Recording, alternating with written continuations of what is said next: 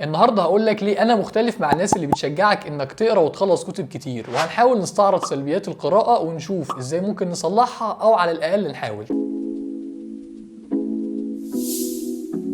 السلام عليكم، انا مصطفى وائل، وبما انك بتشوف الفيديو ده دلوقتي فانت اكيد شفت على الاقل فيديوهين او 3 بيتكلموا عن فوائد القراءه. بينصحوك بشده انك تقرا كتير وتقرا بانتظام وتقرا كل يوم ساعه او نص ساعه، وسواء انت فعلا خدت بالنصيحه دي وبتقرا بانتظام او ناوي تاخد بيها قريب، ففي كام نقطه سلبيه في القراءه لازم نتكلم عنها. الاخطاء الشائعه دي لازم تبقى عارفها عشان تقدر تتجنبها في رحلتك مع الكتب. انا مش قارئ محترف ولا بخلص 3 كتب في الاسبوع، بس بقرا بشكل معقول، ووقعت في كل الاخطاء اللي اقولها في فيديو النهارده. رقم 1، وده اكتر خطأ بشوفه على السوشيال ميديا بالذات، وهو انك تقرا كتب كتير. جروبات القراءه المشهوره زي نادي الكتاب، عصير الكتب، والجروبات دي بيبقى فيها تحديات مين هيقدر يخلص اكبر عدد ممكن من الكتب في اسبوع، شهر، سنه. ولما بشوف المشتركين في التحديات بلاقي ناس منزله مثلا حصيله قراءات 2021 100 كتاب، 200 كتاب، 300 كتاب. انت متخيل؟ والمشكله انهم مش كدابين. انا اعرف ناس بتقرا فعلا بالمعدل ده، بس المشكله هنا ان 300 كتاب في السنه يعني بتقرا الكتاب الواحد في يوم وربع. يعني لو انت فاضي قوي وبتحب القرايه قوي ممكن تقرا الكتاب في 8 ساعات بس. فما تقنعنيش انك استفدت من ال 300 كتاب ولا نصهم ولا حتى ربعهم. انا ممكن اتقبل الارقام دي لو كانت قراءاتك اغلبها قصص وروايات، لكن ما تبقاش بتقرا كتب عن الفلسفه والتاريخ والاقتصاد والبيزنس وتقنعني انك بتستفيد منها بالمعدل ده. ما تحطش عدد الكتب تارجت ليك، ما تحاولش تزود عدد قراءاتك على جود ريدز، لان ده مش الهدف. انت ممكن تقرا كل المراجع في الماده، بس لو ما استوعبتش المعلومات وعرفت تحل في الامتحان يبقى ملهاش لازمه. خد وقتك مع الكتاب وافهمه واكتب ملاحظات وطبق على ارض الواقع قبل ما تقرا كتاب تاني. انا اظن اني قريت في حياتي كلها اقل من 30 كتاب مثلا، كتب مش روايات، لكن منهم كتب قريتها 4 أو 5 مرات لانها كتب مفيده فعلا وفرقت معايا في حياتي، او كانت لايف تشينجينج بالنسبه لي. وانا شايف ان انا وانت هنستفيد اكتر بكتير من القرايه لو بصينا لها بالطريقه دي.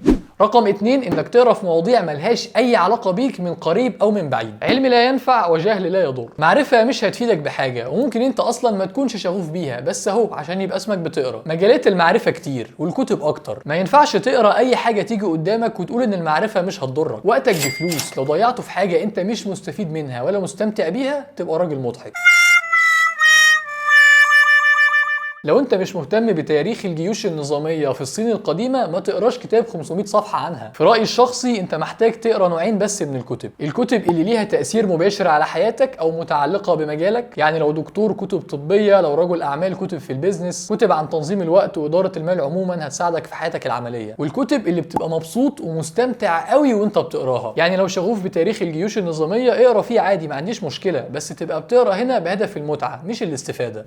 رقم 3، ان القرايه بالنسبه لناس كتير حاجه نظري مش عملي. مرجع الفسيولوجي ال1000 صفحه ده ملوش اي لازمه لو مش هتستفيد منه عشان تفهم المرض في البطنه. اطلس التشريح العملاق فايدته الاساسيه انه يساعدك في الجراحه. العلم الجامد النظري فايدته قليله او معدومه، فلو اكتفيت بانك تقرا الكتاب بس يبقى انت ما استفدتش منه حاجه. لازم تعيش الكتاب، تشوف ايه دور الكتاب ده في حياتك. حتى لو كتاب نظري بحت، كتاب عن الفلسفه مثلا، شغل مخك وانت بتقرا، فكر في القضايا اللي الكتاب بيناقشها، وضح رايك فيها، شوف تأثيرها على أفعالك وحياتك. لو كتاب زي اتوميك هابتس مثلا قريته 20 مرة وحفظت العادات بتتكون ازاي، وحفظت الإشارة والاستجابة والمكافأة وكل الكلام الجميل ده، بس ما استخدمتوش بشكل عملي، ما طبقتوش على أفعالك، ما غيرتش أي حاجة في يومك وحياتك، يبقى أنت استفدت إيه من القراية؟ عشان كده أنا دايما بقول إن الكتاب الكويس لازم يبقى جزء من حياتك. في كتاب مشهور قوي أنا بجيب سيرته كتير اسمه كيف تكسب الأصدقاء وتؤثر في الناس. الكتاب ده 200 وحاجة صفحة بس، ومع ذلك أنا قريته أكتر من 5 مرات، وقعدت فترة معتبرة من حياتي حاطط ان انا اطبق الكتاب ده هدف من اهداف يومي. يعني شهر يناير هركز على تطبيق نصائح الفصل الاول، شهر فبراير هركز على نصائح الفصل الثاني، لحد ما الحاجات دي تتحفر في شخصيتي وتبقى جزء مني، مش مجرد كلام جامد على ورق. وده بالمناسبه برضو اللي بطلبه منك وانت بتتفرج على اي فيديو على قناه راجل مش مان. انا مش عايزك تشوف الفيديو وتعمل لايك وتقفل، انا عايزك تفتح نوت وتكتب ورايا، تاخد ملاحظات، تكتب ايه اللي استفدته وازاي تقدر تطبقه في حياتك. كده انت تبقى فعلا استفدت بالفيديو، مش ضيعت 5 أو 6 دقائق من حياتك وخلاص.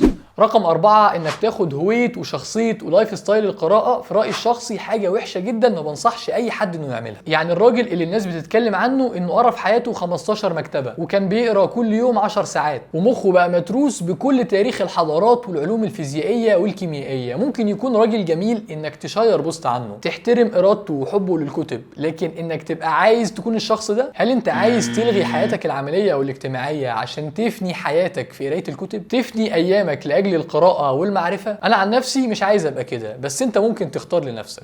رقم 5، ان القراءه بالنسبه لناس كتير ممكن تكون او ما تكونش منهم، بتلغي شخصيتك. النهارده قريت كتاب راس المال، خلاص انت بقيت شيوعي اشتراكي ومش بعيد تغير صوره بروفايلك وتحط كارل ماركس. كمان اسبوع قريت كتاب راسمالي، ثروه الامم مثلا، ويلث اوف نيشنز، خلاص كده انت بقيت راسمالي اقطاعي وبتخش في الجروبات تتناقش وتحط افكار مش بتاعتك، افكار انت ما عالجتهاش في مخك لمده دقيقه، زي ما قريتها في الكتاب، زي ما كتبتها في الكومنت، زي ما قلتها في النقاش. الكتب دورها انها تساهم في تكوين شخصيتك، مش تبقى هي شخصيتك. فكر يا صاحبي في الكلام اللي بتقراه وعديه على مخك، وانتقد وشكك في الكلام، ما تاخدش اي حاجه قريتها على انها حقيقه. اقرا الراي والراي الاخر، وفكر في ده وفكر في ده، وحكم عقلك. وحتى لو كنت متفق مع وجهه نظر الكاتب، مش لازم تبقى موافقه في كل كلمه، انت بتاخد اللي مقتنع بيه وهينفعك وماشي مع حياتك وبس. هقول لك بقى على كام قاعده لسه مألفهم دلوقتي هيساعدوك تستفيد من القرايه اكبر استفاده. رقم 1، لو قريت ربع الكتاب ومش حاسس انك مستفيد منه اي حاجه ومش متوقع له انه يتحسن، ما تكملوش، مش لازم تكمل اي كتاب تبداه. رقم 2، لو ما كتبتش على الاقل 5 صفحات ملاحظات وانت بتقرا الكتاب، يبقى انت ما استفدتش منه كفايه. رقم 3، لو لقيت كتاب حلو وحاسس انه مفيد ليك، اقراه على الاقل مرتين، وفي تاني مره تقرا كل فصل لوحده وتحط خطه لتطبيقه اسبوع على الاقل قبل ما تقرا الفصل اللي بعده. رقم 4، ما تقراش ابدا اكتر من كتاب واحد في الاسبوع. رقم 5، ما تعملش القرايه على انها عاده سحريه هتغير حياتك وتخليك انسان تاني بغض النظر عن المحتوى اللي بتقراه. لو قعدت كل يوم 5 ساعات تقرا كتب ملهاش لازمه، او تقرا كتب ليها لازمه وتنساها، او تقرا كتب ليها لازمه وما تطبقهاش، فانت ما استفدتش اي حاجه. رقم 6، لو انت بتقرا اقل من ساعه في الاسبوع، يبقى كل الكلام اللي في فيديو النهارده مش ليك. الفيديو ده للناس اللي بالفعل بتقرا كتير، مش اللي ما بتقراش. حاول تتعود على القرايه الاول وتخلي الموضوع عاده يوميه او شبه يوميه، وبعد ما تعمل ده حاول تطبق النصايح اللي فاتت. رقم 7، لو الفيديو عجبك ما تنساش تعمل لايك وسبسكرايب، وتكتب لي في الكومنتات ايه احسن كتاب قريته في حياتك. شكرا لحسن استماعكم،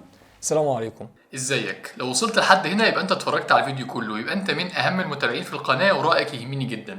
لما بعمل فيديوهات عن مواضيع تهمني انا لكن مش مرتبطه قوي بموضوع القناه، يعني زي فيديو النهارده بنتكلم عن الكتب، مش مرتبط قوي بالستايل او الشخصيه او الحاجات الخاصه بكل راجل.